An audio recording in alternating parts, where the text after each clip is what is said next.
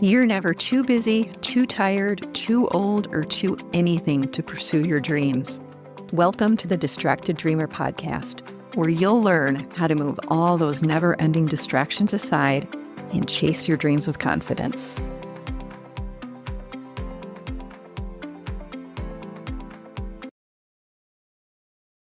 Hello, my friend. Welcome back to the Distracted Dreamer. I'm your host, Carlene. And if this is your first time here with us, welcome. I am so glad that you found us. And first, I want to share something with you that's been on my heart for a while now. You know I love the conversations that we're having here on the podcast. And there are also parts of this season that I want to have a more intimate conversation about with you. Because, we were never meant to do this part alone. So my new newsletter called The Tuesday Letter with Carlene, it just went out. It's a letter from me to you, friend to friend, and I share things there that I don't share anywhere else. It's filled with honest and joyful and ridiculous moments of the season, some inspiration, a coach-led reflection, all the things that I'm loving lately, and of course, a bridge to the latest episode of The Distracted Dreamer right here. And I would really love to have you be a part of that special conversation. So I just want to let you know that you can sign up with the link that's in the show notes, or you can just go to coachcarlene.com/newsletter and sign up, and I will pop in your inbox every Tuesday morning. Okay, let's get into today's conversation. And I always love opening with a question. Have you ever stood in the middle of your own life and felt like you didn't quite recognize where you were? Like you know all the rooms in the house, but somehow you still feel lost in it? And that feeling, it has a name. And today I want to give it to you, because once you can name it, it stops feeling like there's something wrong with you. And it starts feeling like exactly what it is. What happens when you're standing between two seasons at once? That is what is going on here. And here's what I also want you to know before we go any further. Even when you're disoriented, you are still capable. So if you've been through the empty nest season, or you're standing right on the edge of it, this episode is especially for you. Think about what it's like when you send the first child off, or maybe the second. The house shifts. It's quieter in ways that catch you off guard. But there are still kids at home. There are still backpacks by the door, and someone's still asking you, what's for dinner? So you figure out how to miss the one who left while still showing up for the ones who are still there. And you learn to navigate it. You have one foot in the new chapter and one foot still in the familiar rhythm of the old one. And somehow you manage. But then the last kid leaves, and you're still standing in both places. One foot in a future you don't quite recognize yet, and one foot in a chapter that closed before you were ready. And nobody warned you that standing in both places at once was going to feel this disorienting, this uncertain, this lost. And that is what it actually feels like to be between two seasons with no clear ground under either foot.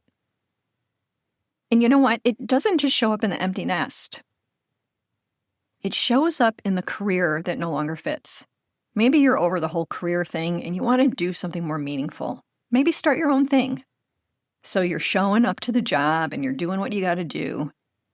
And then you're spending evenings and weekends creating that thing that matters to you.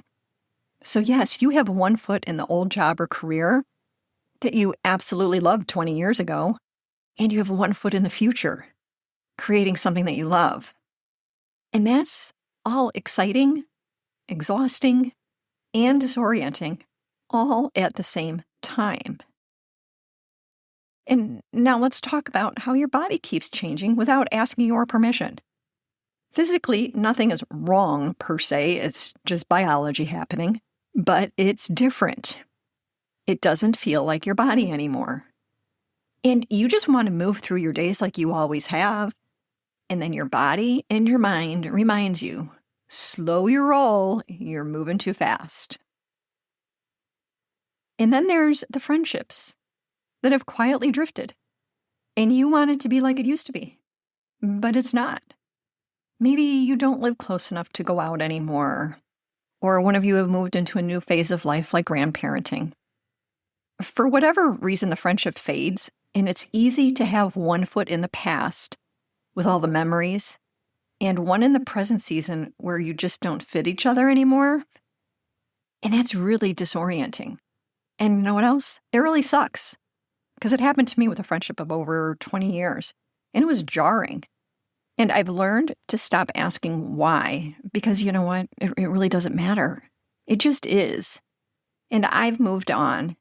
And I think that is the point, to eventually move on.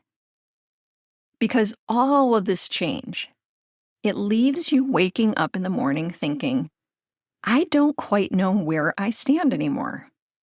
Does that sound and feel familiar to you? I want to share a story with you, and I've talked about this before, but I want to revisit it today through a different lens, because I think there's something in my story that I didn't fully name the first time around. So we had talked about moving to Tennessee for years. Sometimes it excited me. Sometimes it really, really scared me because, well, I don't love change. But with my youngest graduating college soon, I knew it was time. And in those last 2 years before we moved, they were really heavy and difficult for me. Every morning I'd pull out of my driveway and see young moms at the bus stop with their kids, my bus stop. They'd linger there and chat after the bus left. That's what I used to do. That used to be me. In the summer, I'd see kids riding their bikes up to the pool for swim team. I could spot those Cobra swimsuits anywhere. Those used to be my little girls. Everywhere I looked, there were reminders of the life I used to have. Even if my girls had all been living at home as adults, it still wouldn't have been the same. My little girls weren't little girls anymore. They were all grown up. And you know, that brought a lot of joy in ways I never could have imagined.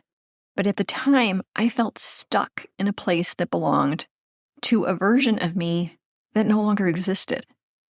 I was no longer that mom. I was a different mom. I just didn't know it yet. And logically, I knew I hadn't been left, but emotionally, it felt like I had been. And here's the part that I want to add. The part that I understand now that I couldn't see then. Those years when I had one foot in being mom to the kids still at home, while being mom to the ones who had already left, that in between played tricks on my mind. I was convinced that the in between was where I was always going to be. And here's the honest truth. Having kids still at home gave me false security. When I felt sad, they were there. Taking care of them gave me something to hold on to. And it meant I didn't have to do the deeper work of making that final transition into empty nesting. The work was always waiting, and I just kept finding reasons to put it off. And, you know, one of the reasons I didn't have any control over COVID. COVID were the pivotal years that I was supposed to be doing that work. Instead, I was in full-on take care of everyone mode. And then when the world opened back up, that's when I finally saw it clearly. Staying in our home where we raised our girls was keeping me stuck. The environment itself, it was running the old story on repeat. So we moved. And now we're building new memories here in Tennessee with everybody as adults. And it's very different and it's very beautiful. But for a few years before we got there, I felt like everyone was moving on and I was frozen in place. My girls, they were starting new careers. They were making new friends I didn't know. And I was still standing at the center, watching them all orbit out. And this is what they were supposed to do. I know that. And I cheered them on. I was proud. But I had no idea what I was supposed to be doing. Supporting them? Absolutely. Cheering them on? Always. But what else? What was my next move? And that question, what's my next move, is exactly where so many of us get stuck. Not because we're incapable of moving, but because nobody told us we were allowed to ask it for ourselves. But what I want you to hear in that story, what I couldn't name when I was living it, is I was disoriented. I was standing between two seasons without language for what that actually was. And the longer I stayed in the same environment, surrounded by the same cues, trying to figure it out alone, the harder it got to find my footing. And that's what being in the in-between looks like. See, here's the thing about disorientation that nobody talks about. Disorientation sets in, your footing stays unsteady because of three very specific things that are quietly working against you. And once you understand them, I promise the whole thing starts to make a lot more sense. The first thing that is working against you is that your roles have changed shape. For most of us in midlife, we knew exactly who we were by what we did for other people. We were the mom, the caretaker, the dependable one, the one who held it all together, right? Those roles gave us our footing. They told us where to stand. But midlife has a way of reshuffling all of that. And sometimes it does it slowly, and sometimes it does it all at once. And you know what? The kids need you differently. And the career or job looks different. And your body is asking different things of you. And suddenly the map that you've been using to navigate yourself, it doesn't quite match the terrain anymore. So I want you to know this. You're not lost. Your map is just outdated. And that gap between who you used to be and who you are right now is exactly where the disorientation lives. Okay, the second thing that is getting in your way is that your surroundings keep running the old story. You're in the same kitchen, you sit in your same favorite chair, you take the same route every day. Same cues that have always triggered the same responses. Your brain loves efficiency. It has spent decades building grooves in the direction of the familiar.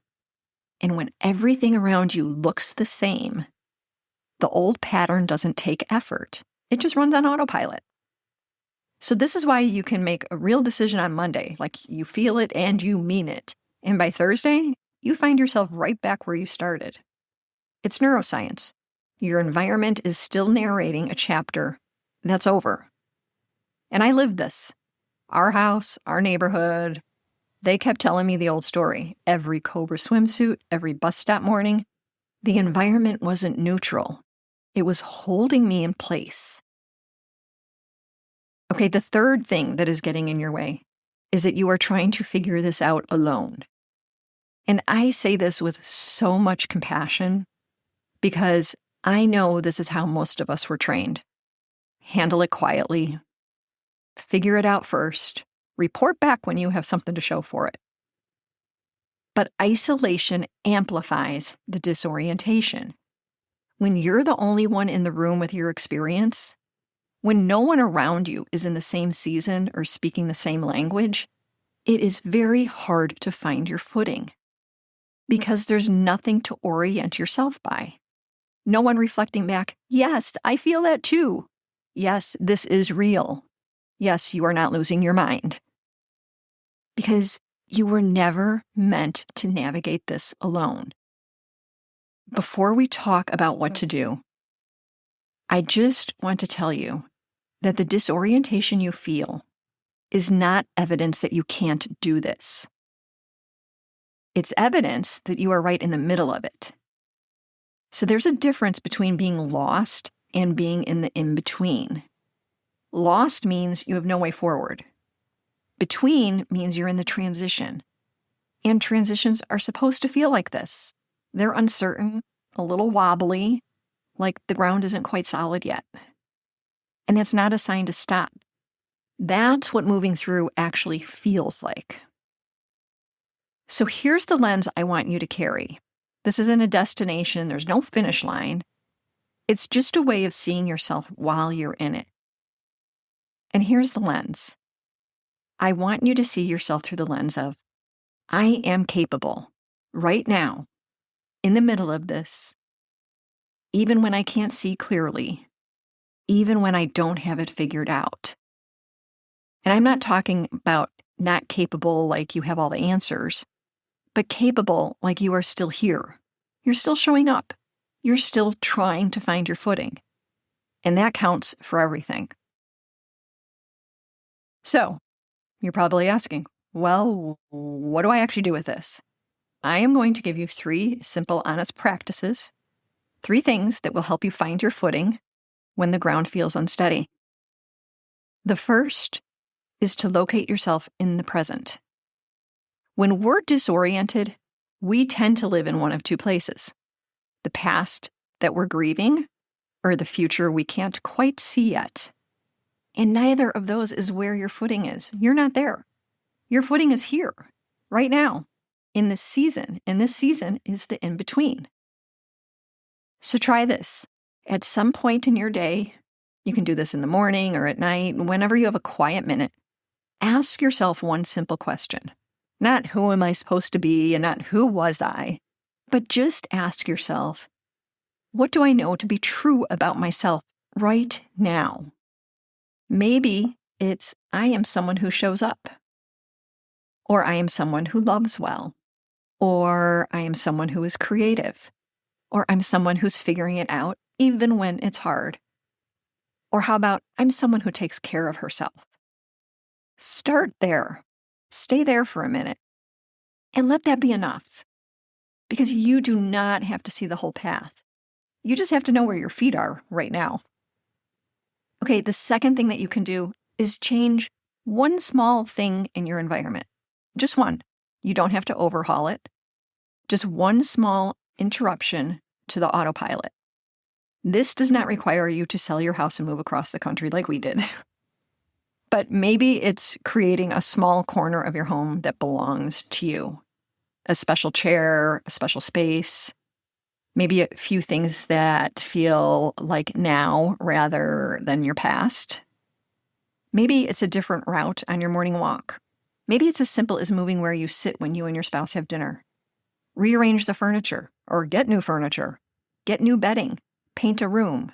Plant a garden. Because small environmental shifts send your brain a quiet signal. Something is different here. And that little interruption is often all it takes to step out of autopilot and into the intentional, even just for a minute. So remember, you don't have to change everything, just change something. Okay, the third thing that you can do is let one person in. And I know this one is hard. We are not used to saying, I'm in the middle of something I don't fully understand yet. We're used to handling it quietly and reporting back when it's done. But here's what I've learned in my own life and with the women that I work with, is the disorientation, it gets louder in isolation. And it gets quieter the moment someone else says, me too. You don't need a big group. You need one person, a friend, a woman in a similar season, maybe someone in a community where this kind of honesty is welcome. And you need to say, I'm in the middle of a transition and I'm trying to find my footing. Just say it. Let someone witness it with you. Because you were never meant to navigate this alone. And sometimes the most orienting thing in the world is simply being known. Here's what I want you to take with you today. The reason that you feel disoriented, the reason the ground doesn't feel solid, isn't because you're weak or you're undisciplined or you're not trying hard enough. It's because you're standing between 2 seasons, and that is disorienting. And disorientation is a completely reasonable response to a completely unreasonable amount of change. So you are not lost. You are between. And even here, even in the uncertainty, even without the full picture, you are capable of finding your footing, of taking one small step, of letting someone in, of asking where you actually stand today. That is enough. You are enough, right now, exactly as you are. And I want you to thank yourself for showing up for yourself today. Because this is where the change happens, is when you can name what is happening to you.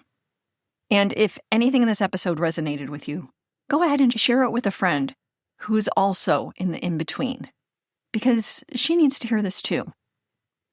And if you're ready for more connection and weekly inspiration, go ahead and sign up to get my newsletter, the Tuesday Letter with Carlene.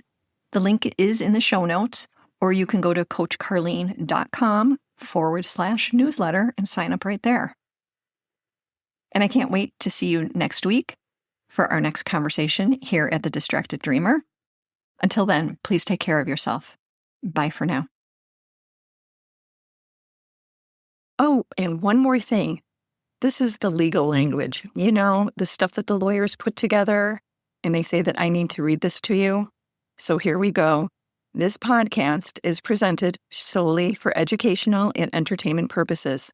I'm just your friend. I'm not a licensed therapist. This podcast is not intended as a substitute for the advice of a physician, professional coach, psychotherapist, or other qualified professionals. Got it? Good. I will see you in the next episode.